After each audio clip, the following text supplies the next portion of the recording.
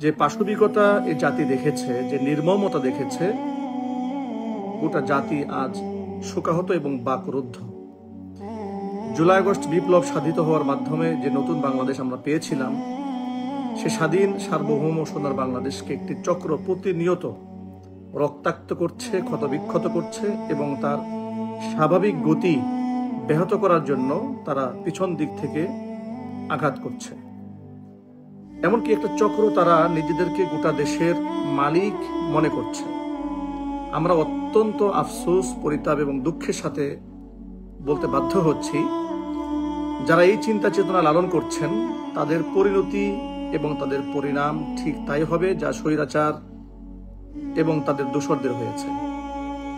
সুতরাং নিজেদেরকে প্রভু মনে করা, ক্ষমতার সর্বোৎকৃষ্ট আসনে আসীন মনে করার যে এক বোকার স্বর্গে বসবাস করছেন আপনারা, আপনাদের সেখান থেকে বের হয়ে আসার বিনীত অনুরোধ জানাচ্ছি।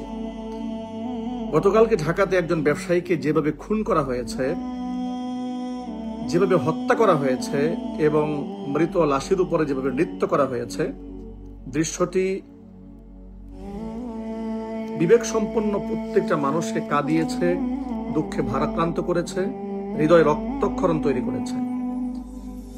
এই দৃশ্যটি অনলাইন সোশ্যাল মিডিয়াতে আমরা যতবার দেখেছি ততবার আমাদের অজান্তে আমাদের চক্ষু অশ্রুসিক্ত হয়েছে, আমরা বেদনাগ্রস্ত হয়েছি, আমরা দুঃখিত হয়েছি, আমরা প্রচন্ড ক্ষুব্ধ হয়েছি। এবং তাদের এই দুঃসাহসিকতা, এই নির্মমতা, নৃশংসতা, তাদের এই পাশবিকতা, তাদের এই উদ্ধত্ত আচরণ এবং তাদের অহংকার এবং পশুসুলভ যে আচরণ যা আমরা দেখতে পেয়েছি, এটা ওটা বাংলাদেশের শুধুমাত্র ৫৬,০০০ বর্গ মাইলের মানুষ বলতে শুধু আমি বোঝাচ্ছি না, গোটা মানব সভ্যতাকে তারা প্রশ্নবিদ্ধ করেছে। মানুষ কি করে মানুষকে এভাবে হায়নার মতো নির্মমভাবে হত্যা করতে পারে, মৃত লাশের উপর তা লাফাতে পারে, এই দৃশ্যগুলো দেখে আমরা বাকরুদ্ধ হয়েছি। এই ধরনের নির্মমতা আমরা দেখেছিলাম স্বৈরাচারের আমলে। আমরা দেখেছি আবরার ফাহাদকে কিভাবে ঠান্ডা মাথায় পিটিয়ে পিটিয়ে হত্যা করা হয়েছে। প্রকাশ্য দিবালোকে আমরা হিন্দু যুবককে আমরা হত্যা করে দেখেছি।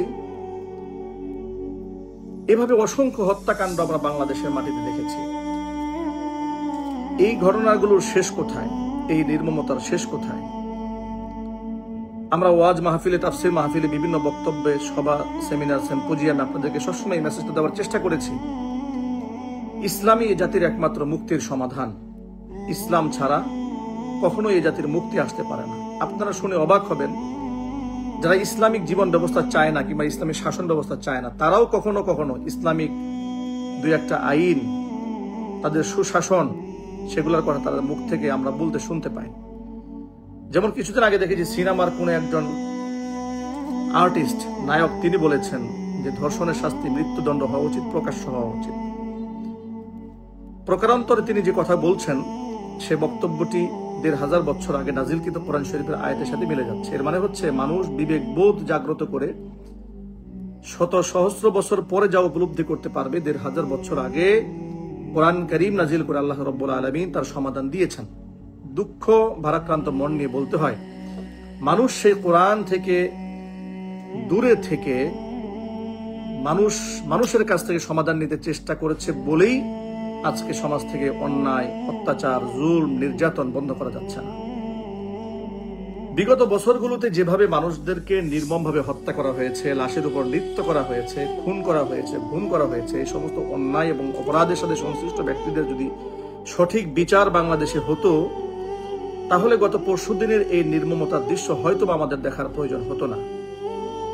একজন মানুষকে পাথর মেরে কিভাবে হত্যা করা যায়, একজন মানুষকে চতুর্দিক থেকে পাথর মেরে তার বুকের উপরে, মাথার উপরে, পাজরের উপরে পাথর মেরে হায়নার মতো হত্যা করে আবার সেই লাশের উপর নৃত্য করার যে উন্মাদনা, যে পাশবিকতা আমরা দেখেছি, আমরা কি রক্ত দিয়ে, জীবন দিয়ে, জেল খেটে, জরিমানা দিয়ে রাষ্ট্রকে দ্বিতীয়বারের মতো স্বাধীন করে এমনই একটা রাষ্ট্র আমরা দেখতে চেয়েছিলাম?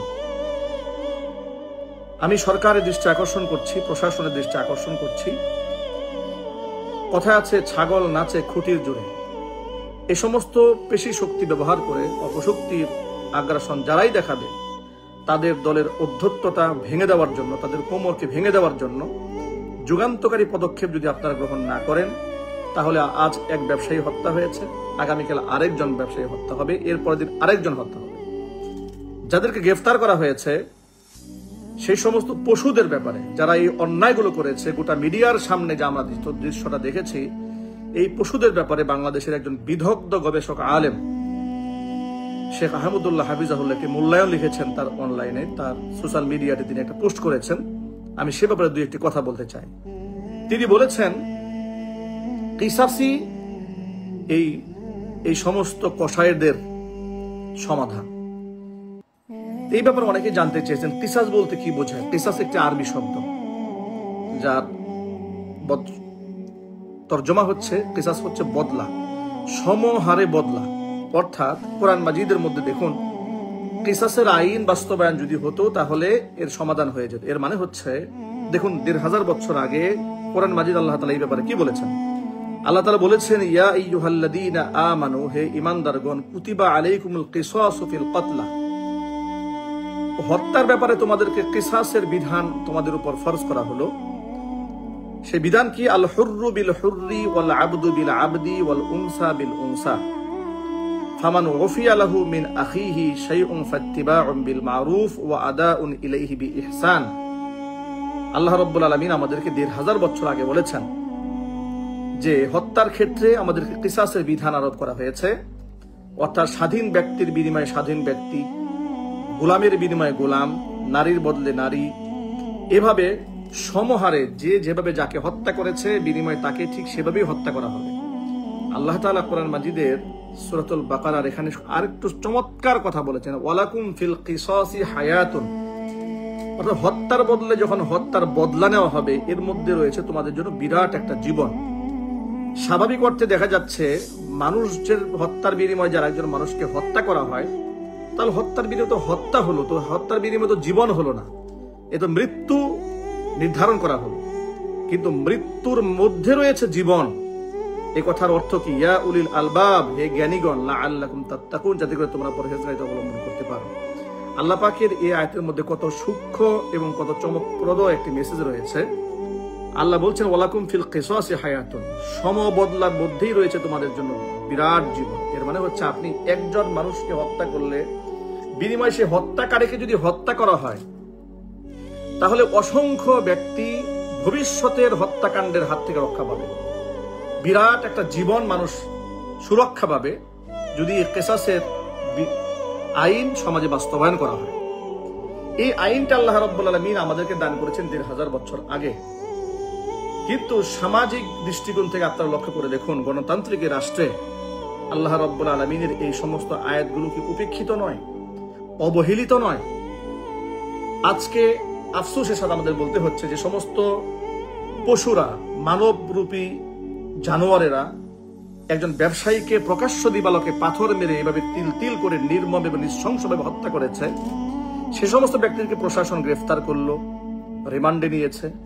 মানুষ হাসাহাসি করছে, তাদেরকে রিমান্ডে নেওয়া হয়েছে। হয়তো কিছুদিন তাদেরকে এদিক সেদিক তাদেরকে জবানবন্দি নেওয়া হবে, কিছু খোঁজখবর নেওয়া হবে, কিছু সাংবাদিকদের মুখোমুখি হবে, সম্মুখীন হবে, কিছুদিন জেল জরিমানা খাটবে। এরপরে পেশি শক্তি দেখিয়ে যে দলের ক্ষমতার বলে, যাদের শক্তি বলে তারা এই অন্যায়গুলো করেছে, তাদের দলের যদি তারা ক্ষমতায় যান, কিংবা তাদের দলের সমস্ত এমপি, মন্ত্রী কিংবা প্রভাবশালী ব্যক্তিরা, রাজনৈতিক ব্যক্তিদের প্রভাবে তারা একসময় সেখান থেকে বের হয়ে আসবে। এমন অসংখ্য ঘটনা কি বাংলাদেশে ইতিপূর্বে ঘটেনি? যাদের বিরুদ্ধে একাধিক হত্যাকাণ্ডের, একাধিক খুনের মামলা রয়েছে, তারাও কিন্তু রাজনৈতিক আশ্রয় প্রশ্রয়ে জেল থেকে তারা ছাড়া পেয়েছে। সুতরাং যে সমস্ত ব্যক্তিরা এই সমস্ত নির্মম হত্যাকাণ্ড ঘটিয়েছে, তাদের যে সুষ্ঠু বিচার বাংলাদেশে হবে, এই ব্যাপারে আমরা বিরাট সন্দিহাতীত অবস্থার মধ্যে রয়েছি, সন্দেহের মধ্যে রয়েছি। কারণ বিগত জীবনে এরকম আরো অসংখ্য ব্যক্তিদের ঘটনা আমরা দেখেছি, যারা মানুষ হত্যা করেছে নির্মমভাবে, তাদেরকে পরবর্তীতে জামিন দেওয়া হয়েছে। দেখুন, কোরআন মাজিদ আল্লাহ রাব্বুল আলামিন যে বিধানটি দিয়েছেন শেখ আহমদুল্লাহ হাফিজাহুল্লাহ, সেই বিধানটি সমাজের মধ্যে বাস্তবায়নের কথা বলেছেন। তিনি বলেছেন যে কিসাসই এই সমস্ত কসাইয়ের একমাত্র সমাধান। তিনি কোরআন মাজিদের মধ্যে আল্লাহ রাব্বুল আলামিন যে বিধানটি দিয়েছেন সেই বিধানকে সমাজের মধ্যে বাস্তবায়ন করার ইঙ্গিত দিয়েছেন। শেখ আহমদুল্লাহ হাফিজাল্লাহ যেন আমরা দোয়া করছি আল্লাহ পাক তার জ্ঞানের গভীরতাকে আল্লাহ পাক আরো বৃদ্ধি করে দেন। তিনি সমসাময়িক চমকপ্রদ কথা বলেছেন। সাথে সাথে গোটা জাতিকে আমরা মেসেজটা দিতে চাই, কোরআনে কারিমের এই কিসাসের বিধান কারা বাস্তবায়ন করবেন সমাজে? যারা কোরআন মানেন না তারা, যারা প্রকাশ্যে বলে বেড়ান আমরা শরঈ আইনের পক্ষে নই, যারা আলেম ওলামাদেরকে মৌলবাদ বলেন, যারা কোরআন শরীফের এই সমস্ত আয়াতগুলো মানুষের সামনে বলতে চান কিংবা প্রকাশ করেন, প্রচার করেন, তাদেরকে যারা জঙ্গিবাদ বলেন, মৌলবাদ বলেন, ধর্মান্ধ বলেন, রাজাকার বলেন, আল বদর বলেন, আল শামস বলেন, তারা যদি ক্ষমতার মসনদে থাকেন, বসেন কিংবা যান কিংবা আসীন থাকেন, তাদের কাছ থেকে আমরা কিসাস আশা করতে পারি যে তারা কোরআনের আইন বাস্তবায়ন করবেন না? তারা কোশ্চেন কালেও করবেন না। তারা নিজের ক্ষমতাকে ধরে রাখার জন্য, কুক্ষিগত করার জন্য প্রয়োজনে এই ধরনের অসংখ্য খুনি তারা নিজেরা তৈরি করবেন। এই সমস্ত খুনিদেরকে তারা প্রোটোকল দেবে, এই সমস্ত খুনিদেরকে তারা সুযোগ সুবিধা দেবে, অর্থনৈতিক বাণিজ্যিক সুযোগ সুবিধা দেবে। যেমন আজকে আপনি মিল, ফ্যাক্টরি, ইন্ডাস্ট্রি, বিভিন্ন বাজার, রাস্তাঘাট, এই সমস্ত অঞ্চলগুলো তাকিয়ে দেখুন, সেখানে কারা চাঁদাবাজি করছে, টেন্ডারবাজি কারা করছে, বিভিন্ন ফ্যাক্টরিগুলো কারা দখল করছে, কারা এই সমস্ত ফ্যাক্টরি দখল করতে গিয়ে, বাজার দখল করতে গিয়ে, হাট দখল করতে গিয়ে তারা একে অপরকে হত্যা করছে, তারা কারা? যারা ক্ষমতায় যাওয়ার আগেই নিজেরা নিজেদেরকে খুন করতে পারে, নিজেদেরকে এতটা ক্ষমতাধর মনে করতে পারে যে ক্ষমতায় যাওয়ার আগেই যারা প্রকাশ্য দিবালোকে মানুষ মারার ক্ষেত্রে সামান্য পর্যন্ত ভীত সন্ত্রস্ত হয় না, যাদের অন্তরে সামান্য পর্যন্ত কাঁপুনি আসে না, অন্তর ঝাঁকুনি আসে না, তাদের মধ্যে ভয় এবং ভীতির ন্যূনতম দেখা যায় না, এর মানে হচ্ছে তারা এতটুকু নিশ্চিত হতে পেরেছে যে আমরা এমনই এক দল, এমন এক ক্ষমতাধর স্বৈরা শাসকের কিংবা স্বৈরাতন্ত্র কিংবা স্বৈরাচারী দলের আশ্রয়ে আছি, প্রশ্রয়ে আছি। আমরা যদি খুন করি, আমরা যদি মানুষ হত্যা করি, হয়তো কিছুদিন আমাদেরকে জেল জরিমানা খাটতে হতে পারে, এটা একেবারেই সাময়িক, কিন্তু আমরা একটা পর্যায়ে এসে আমরা এই ক্ষমতার মস্তদে বসে থাকবো, গোটা দেশের মধ্যে ত্রাসের রাজত্ব আমরা কায়েম করব। এই ধরনের চিন্তা চেতনা তাদের মধ্যে বিরাজ করছে বলেই তারা অবলীলায় তারা বিভিন্ন জায়গায় চাঁদাবাজি করতে সাহস পাচ্ছে। সুতরাং এই সমস্ত ব্যক্তিদের পেছনে, সন্ত্রাস এবং গুন্ডাদের পেছনে সময় না দিয়ে গোটা দেশবাসীর প্রতি আমার অত্যন্ত বিনয়ের সাথে অনুরোধ, যারা কোরআনের আইনকে বাস্তবায়ন করতে চান, যারা আল্লাহর বিধানকে সমাজে কার্যকর করতে চান, আপনারা আগামীতে ক্ষমতার মসনদে তাদেরকে বসানোর স্বপ্ন দেখুন। সমাজের মধ্যে ইনসাফগার ব্যক্তিদেরকে আপনারা ক্ষমতার মসনদে বসানোর চেষ্টা করুন। ন্যায় এবং নীতিবান ইনসাফগার ব্যক্তি, যারা টেন্ডারবাজির সাথে জড়িত নয়, যারা চাঁদাবাজির সাথে জড়িত নয়, যারা দখলদারিত্বের সাথে জড়িত নয়, সামাজিক কর্মকাণ্ডের সাথে যারা জড়িত, সমাজের মানুষের সুখে দুঃখে যারা পাশে থাকে, যারা মানুষকে ব্ল্যাকমেল করে টাকা আদায় করে না, যাদের বিরুদ্ধে ধর্ষণের মামলা নেই, চাঁদাবাজির মামলা নেই, যারা মানুষের রক্ত মাংস এবং মানুষের কষ্টার্জিত সম্পদগুলোকে যারা নষ্ট করে না, মানুষের অধিকার হরণ করে না, খুন গুমের সাথে যাদের কোনো সম্পর্ক নেই, আল্লাহ পাকের ভয় যাদের অন্তরে আছে, যারা নামাজ হলে মসজিদমুখী হয়, যাদের মুখের মধ্যে দাড়ি শোভা পায়, মাথার মধ্যে টুপি শোভা পায়, যারা পরকালীন চিন্তা করে, এই সমস্ত ব্যক্তিদেরকে ক্ষমতার মসনদে বসান। তাহলে তাদের উপর অর্পিত দায়িত্ব এবং আমানতকে তারা সঠিকভাবে আঞ্জাম দিতে সক্ষম হবেন। একমাত্র তারাই কিসাসের বিধানকে তারা সমাজের মধ্যে বাস্তবায়ন করতে সক্ষম হবেন।